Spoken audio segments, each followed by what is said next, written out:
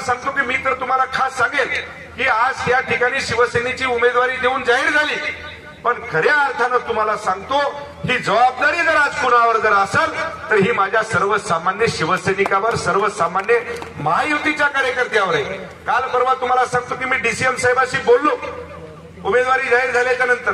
मला वाटते की काही मला वाटते रामदास पाटील साहेबांनी, आपल्या महाराज आपले माहूरचे त्यांनी, आणि मला वाटते की आमच्या शिवाजीराव जाधव साहेबांनी यांनी उमेदवारी अर्ज भरला।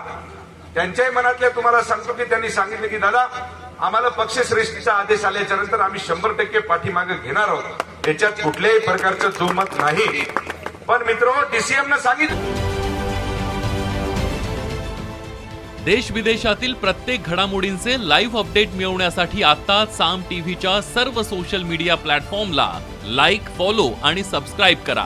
तसंच सर्व नोटिफिकेशनसाठी बेल आयकॉन प्रेस करायला विसरू नका।